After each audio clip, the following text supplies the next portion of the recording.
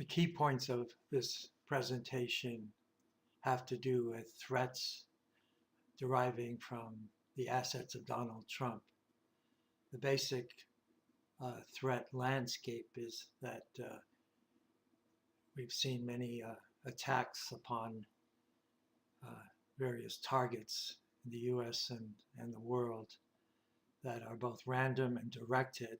By random targets, I refer to, for example, an attack in a movie theater in Colorado, which was not an attack upon the movie chain, whereas a directed attack examples are the US Embassy in Libya or the Pentagon on 9/11, which are focused on major US assets. Now, clearly, we must defend against all classes of attacks, but what's new at this point is the assets of Donald Trump, which could turn out to be magnets for directed attacks.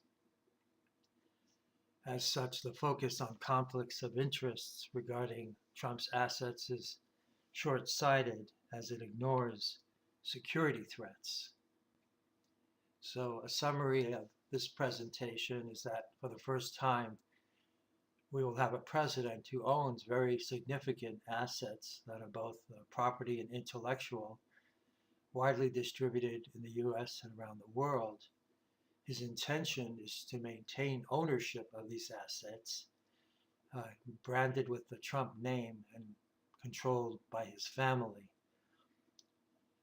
Until recently, the implication of these plans has only been looked at from a conflict of interest perspective, which is understandable since this is really all new to us. And as pointed out earlier, there are questions and threats which possibly could impact our security and not just financial ethics.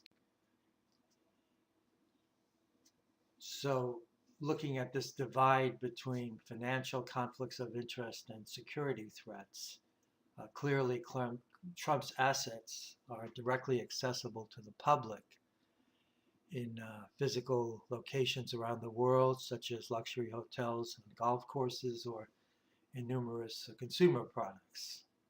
So the financial conflict of interest threats are dangerous in a minor way. For example, if the public buys or does not buy Trump products, it could influence national politics.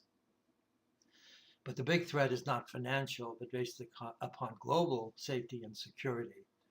Since these assets are spread out over so many areas, they are vulnerable to many threats from either domestic or foreign actors.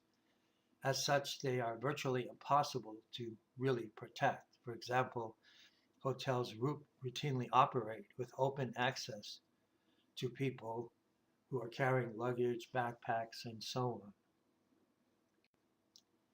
So specifically, hotels are exposed to various forms of terrorism, which again could be in the US or overseas, including physical attacks, including that use guns or explosives, or biological attacks that can involve poisonous chemicals such as anthrax and so on.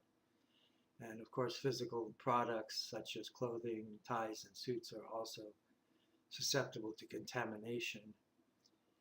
These assets of Donald Trump are found in, again, many different classes of products and identified clearly with the Trump brand name. And we should realize, of course, the Secret Service's responsibility is not to protect these assets from attacks. And it's not the responsibility of our law enforcement agencies to protect these assets that reside in foreign countries. So the remedial action, I think, is quite simple and absolutely necessary. The primary driver, of course, is to ensure safety of all persons, and this includes staff or customers of Trump enterprises.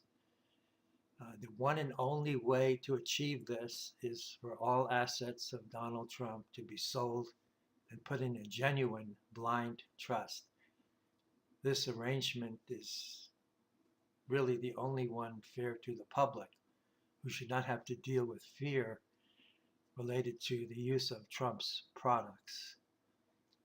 The argument that the U.S. has bought into this sticky mess and it's all been baked into the cake are easily refuted. First of all, Donald Trump did talk about a blind trust in the past before he was elected in a very illogical way, I understand. But the big point is that this is an unprecedented situation and there are new risks here that were not anticipated. And this does not mean that we should ignore these risks.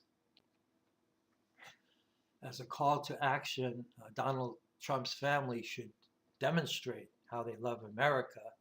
We know they're worth hundreds of millions of dollars. So even after a so-called fire sale of their assets, they will be financially secure for generations.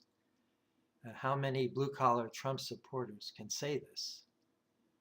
Furthermore, if there are any attacks regarding Trump properties over the next 4 to 8 years, these assets would plummet in value. The intent of this presentation is to point out a threat that has not been discussed openly, to my knowledge, and make it clear that a genuine blind trust for Trump's assets is required for the safety and security of all.